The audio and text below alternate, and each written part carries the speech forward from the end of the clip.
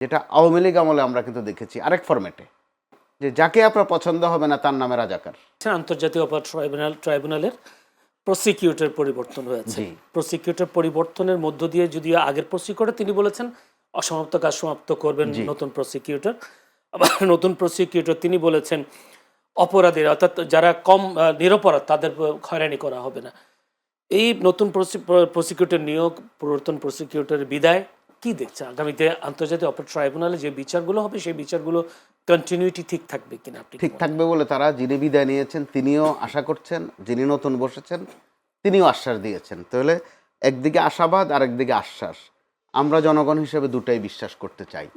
আর যে বয়ানগুলো মাঠে ঘাটে তৈরি হচ্ছে যে সরিয়ে দিল বুঝি ওনাকে, না এটা সরিয়ে দেয়া নয়, আমরা বাইরের থেকে এ নিয়ে নানান আজে বাজে কথা বলছি, নানান বয়ান তৈরি করছি। প্র্যাকটিক্যালি এটাই তো পদ্ধতি। এখন ক্ষমতায় আছে বিএনপি, তো সেটাও গোপন থাকার বিষয় নয়, বা গোপন নেইও, তথ্য সবার কাছে এখন থাকে। 5 আগস্টের পর গুরুত্বপূর্ণ এসব জায়গাগুলো দুটো দল কিন্তু ভাগাভাগি করে নিয়েছে, ডিসি, এসপি, ভিসি বা আদালতের বিভিন্ন বড় বড় পদ পদবিগুলো। তো তখন ভাগাভাগির একটা প্রাসঙ্গিকতা ছিলই দল দুটো। তাহলে এখন যেহেতু বিএনপি ক্ষমতায় বসে গেছে, এখন ভাগযোগের আর ফাংশন কিন্তু নেই, থাকবে না, এখন বিয়োগের ফাংশন থাকবে। আপনি এই বিপ্লবের পর, যদি বিপ্লব না অভ্যুত্থানের পরে কি স্যাক্রিফাইসিং মন মানুষের দেখছেন প্রসিকিউটর, তো আপনার কি মনে হয় উনি ভালো করছেন? যদি ভালো করেই থাকে তাকে সরানোরও বা যিনি কাজ করেছেন তিনি সাহস নিয়ে কাজ করেছেন, সেটা নিয়ে বরং কারো কারো হিংসা আছে, বিদ্বেষ আছে তার প্রতি, তিনি এত কাজ করছেন কেন। আবার যিনি এসেছেন তিনিও অত্যন্ত লার্নেড এবং বিএনপির রাজনীতির সাথে তার একটা সম্পৃক্ততা আছে। তো আর যিনি বিদায় নিয়েছেন তিনি ভিন্ন ঘরানার ছিলেন, জামাতে ইসলাম অথবা এবি পার্টি এই ঘরানার ছিলেন। এগুলো লুকানোর বিষয় নয়, এগুলো আমতা আমতা করার বিষয় নয়, চিবিয়ে চিবিয়ে কথা বলার বিষয় নয়। তো এখন বিএনপি ক্ষমতায় আছে, তারা তাদের মতো ফাংশন করবে, এটাই স্বাভাবিক, এটা দোষণীয় নয়। না, আমার কথা হচ্ছে যে থাকলে তো সমস্যা, সব মিলিয়ে না থাকা তো সবাই বলছে সবার আগে বাংলাদেশ, এগুলো বলছে একসাথে বাংলাদেশ গড়ি, এরকম আরো অনেক কথা ছিল, জাতীয় সরকার হওয়ারও তো কথা ছিল, আছে এই আলাপ কোথাও এখন? এগুলো নির্বাচনের সময় মিষ্টি মিষ্টি কথা সবাই বলে, কেউ কম বলে না। বিএনপিও বলেছে, জামাতে ইসলামে বলেছে। প্র্যাকটিক্যালি আমরা এখন কি দেখি? প্র্যাকটিক্যালি বরং মাঝে মধ্যে তারা নিজেরাই আওয়ামী লীগ হয়ে যান, তারা তাদের মতো থাকেন না। আপনি এখন জাতীয় সরকারের কথা আলোচনা তুলে দেখেন তো, কারো মনে আছে কিনা যে 2 দলে কিন্তু বলেছিল শুধু জাতীয় সরকারে না, যারা পরাজিত হবে তাদেরকেও সাথে নেওয়ার কথা ছিল। এগুলো হচ্ছে নির্বাচনের মাঠে এ ধরনের হাওয়াই কথা অনেক থাকে। একটু যেতে চাই রাসেল ভাইয়ের কাছে। রাসেল ভাই, 12 মার্চ রাষ্ট্রপতি বা ত্রয়োদশ জাতীয় সংসদের প্রথম অধিবেশন আহ্বান করেছেন। আমি এর আগে একটু আলাপ করতে চেয়েছিলাম যে নতুন করে যে জটিলতা কোনো সৃষ্টি হবে কিনা বা শূন্য পদ, আগে আপনি আলোচনা করেছেন। যদি ভাই বলে আগামীর যে অধিবেশন সেখানে বিএনপিও থাকতে অবশ্যই থাকবেন, জামায়াতেরও লোকজন থাকবেন বা তাদের জোটের লোক সবাই থাকবেন, এমপিরা, কেমন হবে অধিবেশন? বা এখানে কোনো জটিলতা তৈরি হবে কিনা নতুন করে, যে আইনজ্ঞরা বিভিন্ন ধরনের কথা বলছেন? না, আমি বিশ্বাস করি এবারের অধিবেশনটা খুব চমৎকার অধিবেশন হবে। কারণ হচ্ছে এবারের দুই পক্ষ একসময় একটা মিত্র শক্তিতে ছিল, এখন তারা অপোজিশনে আসছেন। অপোজিশন জিনিসটা তো একটা সাংবিধানিক পোস্ট, আবার হচ্ছে প্রধানমন্ত্রী ওদের সাংবিধানিক। হ্যাঁ, তো সুতরাং আমার মনে হয় কঠিন একটা, অনেক 17-18 বছর পর একটা কঠিন বিরোধী দল একটা দেশের জন্য খুব গুরুত্বপূর্ণ। দেখেন, একটা বিরোধী দল যদি হয়, একটা বিরোধী দল যদি শক্তিশালী হয়, তাহলে এটা দেশের জন্য ভালো, এবং যদি সরকার যদি অতিরিক্ত ক্ষমতাবান হয় এটা দেশের জন্য ভালো না। কিন্তু একটা শক্তিশালী বিরোধী দল যদি হয় তাহলে চেক অ্যান্ড ব্যালেন্স থাকে, সেটা আমি মনে করি একটা শক্তিশালী বিরোধী দল হবে। এবং এখন থেকে দেখেন, যখন জামাতের পক্ষ থেকে বলা হচ্ছে যে আমরা প্লট গ্রহণ করবো না, বিএনপির পক্ষ থেকে কিন্তু সুন্দর কাজের উদ্বুদ্ধকরণ হিসেবে তারাও ঘোষণা দিয়েছেন। তার মানে কম্পিটিশন হবে ভালো কাজ, ঘোষণা দিয়েছে তিনি গাড়ি ভালো কাজের, হ্যাঁ ভালো কাজের কম্পিটিশন হবে। হ্যাঁ হ্যাঁ, সেই ক্ষেত্রে আমি মনে করি এটা একটা ভালো দিক। আর প্রধানমন্ত্রীর গাড়ি ব্যবহার, প্রধানমন্ত্রীর গাড়ি ব্যবহার, এটাকে আমি এটা যেমন সাধুবাদ জানাই, আবার এটার বিপরীতে যদি আপনি একটু তাকান, গাড়ি ব্যবহার এটা ওনার সিকিউরিটির কারণে উনি ওনার পার্সোনাল গাড়ি ব্যবহার করবে। আমি বেশিরভাগ সময় যখন টকশোতে আসি, আমি কিন্তু আপনাদের গাড়ি ব্যবহার করি না, আমি নিজের গাড়ি ব্যবহার করি। আমি মনে করি আমার গাড়ির মধ্যে, আমার গাড়ির মধ্যে সব কিছু আমার আছে, যখন যেটা চাইবো সেটা পাবো। কিন্তু আপনাদের গাড়ি চাইলেও তো আমি সব জায়গায় যেতে পারবো না, বা সব জায়গায় আমি নিজের মতো করে ব্যবহার করতে পারবো না, আমার সকল কিছু গাড়ির মধ্যে থাকে। এজন্য আমি মনে করি এটা না মানি যে আপনাদের প্রতি আমি দয়া করছি যে আপনাদের গাড়ি ব্যবহার করছি না, আপনাদের তেল বাঁচাচ্ছি না।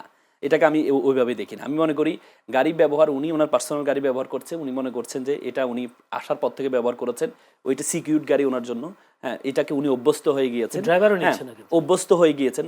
এটা তো আরো আরো আরো বেশি দিক থেকে যে উনি ওনার পার্সোনাল ড্রাইভার ব্যবহার করছেন। সরকারি ড্রাইভার তো এগুলোর মধ্যে কিন্তু সন্দেহ থাকে, ঝামেলা থাকে, কারণ এরা তো আবার আগের আমলের ড্রাইভার ছিল, এখন নতুন আমলের ড্রাইভার, তার পরিবর্তন হয় নাই। হ্যাঁ, কিন্তু আমি পার্সোনাল আমার ড্রাইভার ব্যবহার করব, সে আমার বিশ্বস্ত।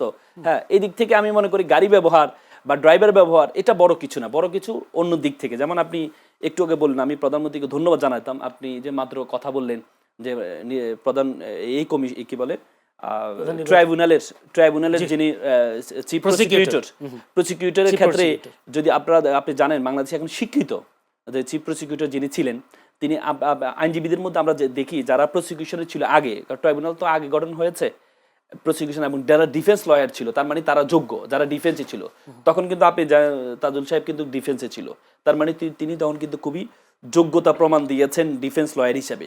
সেই হিসাবে যখন নতুন সরকার আসলো, অন্তর্বর্তীকরণ সরকার আসলো, তখন অফার দেওয়া হলো, বিএনপিকে অফার দেওয়া হয়েছে যে আপনারা চিফ প্রসিকিউটরটা নেওয়ার জন্য, কিন্তু বিএনপি সেটাকে নিতে চান নাই। কারণ হয়তো এটা এমন হতে পারে, বিএনপি চিন্তা করলে আমরা যদি তাদের বিচার করি তাহলে আমাদের ভোট নষ্ট হতে পারে, বা আমাদের এই আওয়ামী লীগের যে ভোটগুলো নষ্ট হইতে পারে, বা ভবিষ্যতে কখনো আওয়ামী লীগ তাদের আবার তাদের বিচার, তখন আমি বলেছি অন্তর্বর্তীকালীন, কারণ তখন তো হচ্ছে ভোটের বিষয় ছিল, এখন তার ভোটের বিষয় নেই, এখন তো ভোট তো যা দেওয়ার হয়ে গেছে, এখন তার ভোটের বিষয় না, তখন কিন্তু একটা ভোটের বিষয় ছিল যে আমরা যদি তাদের, তখন কিন্তু চিফ প্রসিকিউটর হিসেবে তখন কিন্তু ওনাকে যখন ইনভাইট করা হয়, উনি তখন ওনার রাজনৈতিক যে পদ এটা ছেড়ে দিয়ে এসে উনি কিন্তু ওনার গাছ দেখিয়েছেন, উনি যে কার্যক্রমগুলো নিয়েছেন। আপনি দেখেন আইনাগরের বিরুদ্ধে কিন্তু কেউ কথা বলতে পারে নাই, আইনাগরে যারা তাদের বলছে মার্শাল লয়ে তাদের বিচার হবে, তিনি বলেছেন না, এটা আমাদের এই আইনে বিচার হবে। বলা হয়েছিল তারা হাজিরা দিবে হচ্ছে ক্যান্টনমেন্টে থেকে, না বলা হয়েছে না, তাদেরকে সশরীরে আসতে হবে। এই গাছ দেখিয়ে বড় বড় সেরা কর্মকর্তাদেরকে কিন্তু উনি নিয়ে আসছিলেন এবং খুব প্রশংসিত হয়েছিলেন। এবং ওনার এই পর্যন্ত যত কার্যক্রমগুলো আছে খুবই স্মার্ট কার্যক্রম, যেটা আন্তর্জাতিকভাবে স্বীকৃত হয়েছে যে ওনার বিচার উনি যেভাবে এইগুলো সাজিয়েছেন, যে কোনো আদালতের, পৃথিবীর যে কোনো আদালত হোক, এই আদালতের সেম বিচারই হবে। তার মানে এমন একটা যোগ্য ব্যক্তিকে, আপনি যখন জাতীয় সরকারের কথা বলেছিলেন, বিএনপির পক্ষ থেকে কিন্তু জাতীয় সরকার কথা বলেছে, জামাত ছাড়া বাকি সবাইকে নিয়ে জাতীয় সরকার মানে কি, আমরা যোগ্যদেরকে, আমাদের দলীয় যেই চশমা আছে, চশমা খুলে আমরা যারা যেখানে যোগ্য তাদেরকে সেখানে আমরা বসাবো, কিন্তু আমরা সেটি দেখতে পাই না। সেটি দেখা যেত যে ওনাকে যদি সহযোগিতা করা যেত, ওনার সহকারী যারা তাদেরকে পরিবর্তন করে যারা আছে তাদেরকে অন্তর্ভুক্ত করে ওনাকে যদি রেখে দেওয়া যেত, তাহলে আমি মনে করি উনি খুব প্রশংসিত হতেন। শুধুমাত্র একটা গাড়ি ব্যবহার না করা, ড্রাইভার ব্যবহার না করা, এগুলো প্রশংসার বিষয় না। প্রশংসার বিষয় হচ্ছে জাতীয় বড় বড় বিষয়গুলো। এই যেমন আপনি আজকে 5টা সিটি কর্পোরেশনের প্রশাসক ঘোষণা করলেন, কাদের যোগ্য ব্যক্তিদের করলেন, নাকি পলিটিক্যাল আপনার যারা এতদিন পর্যন্ত আপনার সেবা করেছেন তাদেরকে আপনি করেছেন? তো আপনি সবগুলো তো দলীয় কর্মী। তার মানে আপনি যদি যোগ্য ব্যক্তিদেরকে নিয়ে আসতেন তাহলে আপনাকে আমরা সেলুট দিতে পারতাম, কিন্তু আমরা সেটি করতে পারি না। তার মানে আমরা জাতীয় সরকার মুখে বলেছি, কিন্তু আমরা সেই জায়গায় গিয়ে যখন এক্সিকিউট করছি তখন কিন্তু আমি দলীয় বৃত্তের বাইরে যেতে পারছি না। কিন্তু এখন নতুন বাংলাদেশে কিন্তু এখন যুবকরা পায়, আমাদের কিন্তু প্রায় 4 কোটি হচ্ছে যুবক আছে, ভোটার আছে, এবং ভোটারদের কিন্তু পালস বুঝতে হবে। ভোটাররা কিন্তু এই দলীয়করণকে পছন্দ করেন না। যদি দলীয়করণের ঊর্ধ্বে উঠে যে যোগ্য প্রশাসকরা আপনাকে নিয়োগ দিতে হবে, কারণ নির্বাচন যদি আপনি 2 মাসের মধ্যেও দেন, এই 2 মাস তো এইভাবে চলতে পারে না, আপনাকে প্রশাসক নিয়োগ দিতে হবে। কিন্তু প্রশাসকগুলো যদি দলীয় ব্যানারের বাইরে হতো, যে যোগ্য ব্যক্তিদেরকে হতো, এই যে চিফ প্রসিকিউটরের বিষয়টা, যদি আপনি ওনার যোগ্যতা তো প্রমাণিত, এই পর্যন্ত প্রমাণিত হয়েছে, যদি ওনাকে এটা, এবং উনি কিন্তু চিফ প্রসিকিউটর কিন্তু ওনার গাছ দেখিয়েছেন, উনি কিন্তু বিদায়ের সময় কিন্তু হাসি খুশি, আমরা দেখেছি বিদায়ের বেলা কিন্তু মানুষ হাসে না। আপনি দেখেন বিসিবির যখন সভাপতিকে বিদায় দেওয়া হচ্ছে, উনি কিন্তু মামলাও করছে পরবর্তীতে, কিন্তু এই যে চিফ প্রসিকিউটর সাহেব তাজুল সাহেব কিন্তু উনি হেসে নিজেই বরণ করে নিয়েছেন। তার মানে এটা উনি গাছ দেখিয়েছেন, কিন্তু আমরা যোগ্য মানুষকে সম্মান দিতে পারি না। আপনি ত্যাগের কথা বলেছিলেন, চিফ প্রসিকিউটর যে ত্যাগের কথা বলছেন, ঠিক একইভাবে বিএনপি যারা আছে প্রশাসক নিয়োগ হয়েছে, তারাও তো তাদের রাজনীতির জন্য ত্যাগ তিতিক্ষা তাদেরও তো আছে। আমি ত্যাগের কথা বলি না, আমি বলেছি হচ্ছে এই ত্যাগের চেয়ে যোগ্যতা, ত্যাগ এবং যোগ্যতা এক হচ্ছে। আপনি যখন দেখবেন হচ্ছে যোগ্যতা দুজনের সমান, তখন আপনি দেখবেন হচ্ছে ত্যাগ কার বেশি, আপনি সেটা নিতে পারেন। কিন্তু আপনি যখন দেখবেন যোগ্যতা এবং ত্যাগ, আপনাকে তো হচ্ছে প্রথম কথা হচ্ছে আপনাকে প্রশাসন চালাইতে হলে প্রথমে সফল লোক লাগবে, তারপরে দেখতে হবে আপনাকে ত্যাগ আছে কিনা। উনি কিন্তু সফলও ছিলেন এবং ওনার ত্যাগও আছে, তার মানে দুটি জিনিস ছিল। তো সুতরাং এই দুটি জিনিসের জায়গা যদি আপনি যে প্রশাসক এখন যে দলীয়করণ প্রশাসক নিয়োগ দেওয়া হলো, আপনি দেখেন আমি এই দ্বিচারিতাগুলো আমি খুব অবাক হই। আপনি বিএনপি যখন এই অন্তর্বর্তী সরকারের সময় বলেছিলেন, ছাত্র উপদেষ্টা 2 জনকে বলেছিলেন যে আপনারা দরকার হলে ছাত্র উপদেষ্টা পদ থেকে বেরিয়ে আসেন, তারপর রাজনীতি করেন, ওখানে থেকে রাজনীতি করা যাবে না। কিন্তু আমরা কি দেখলাম, পরবর্তীতে খলিলুর রহমান সাহেব উপদেষ্টা ছিলেন, পরবর্তীতে ইনি মন্ত্রী হলেন। তার মানে কি উনি সেখানে গুপ্ত ছিলেন, উনি সার্ভ করেছেন। তার মানে আপনি বলেছেন যে উপদেষ্টা পদ ছেড়ে দিয়ে রাজনীতি করো, কিন্তু উনি উপদেষ্টা পদে থাকাকালীন আমরা তো দেখেছি যে নির্বাচনে কয়েক মাস আগে উনি গিয়ে ভারতের দিল্লিতে গিয়ে যে ভারতীয় যে এ দেওয়াল কি বলে নিরাপত্তা উপদেষ্টা অজিত দেওয়ালের সাথে গিয়ে দেখা করে আসছেন। তো তাহলে এই পরবর্তীতে উনি মন্ত্রী হওয়া, এটা আমি মনে করি এটা একটা বড় ভোগাবে বিএনপিকে। ধন্যবাদ আপনাকে, অসংখ্য ধন্যবাদ। আপনার কথা শুনলাম। জনাব মোস্তফা কামাল, আজকে স্বরাষ্ট্রমন্ত্রী তিনি বলেছেন মপের দিন শেষ। আজকে এর আগেও বলেছেন, আজকে আবার নতুন করে বলেছেন। কিন্তু আজকে নড়াইলে দেখলাম, নড়াইলের সদরের সামাজিক আধিপত্য বিস্তারের যে হামলা চালিয়ে বাবা ছেলে সহ একই পরিবারের 3 জনকে হত্যার অভিযোগ প্রতিপক্ষের বিরুদ্ধে আছে এবং নিহতের সঙ্গে প্রায় 4 জন, আহত 10 জন। এই যে আধিপত্য বিস্তার, এগুলোকে আপনি মব মনে করবেন না আন্দোলন, নাকি আধিপত্য বিস্তার, কোন ক্যাটাগরিতে ফেলবেন? এগুলো সামাজিক অশান্তি মোটা দাগে। তো মবের বিষয়টা স্পষ্ট, যেহেতু মন্ত্রী মহোদয় করেছেন, বুঝে শুনেই করেছেন।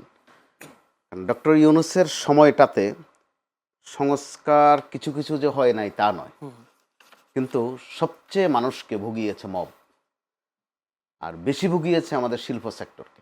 মব মানে আমি আমার একটা জানার, মব আর আন্দোলন দুটোর মধ্যে পার্থক্যটা কি আসলে? একটু আছে।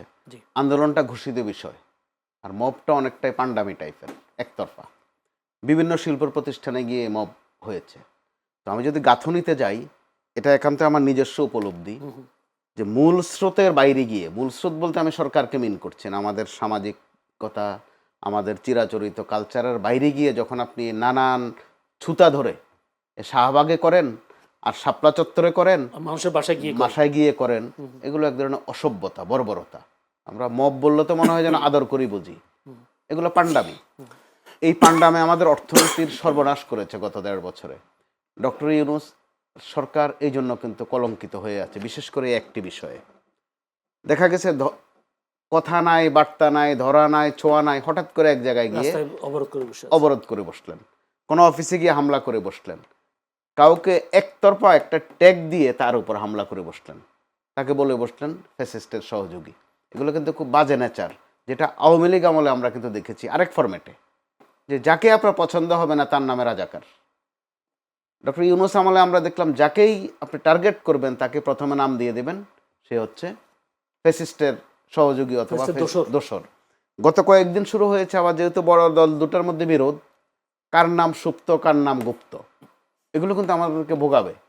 যে যেখানে সুবিধা পায়, প্রকৃত অর্থে যে গুপ্ত বা সুপ্ত ছিল সেও দেখবেন গুপ্ত বলে আওয়াজ দেয় একটা।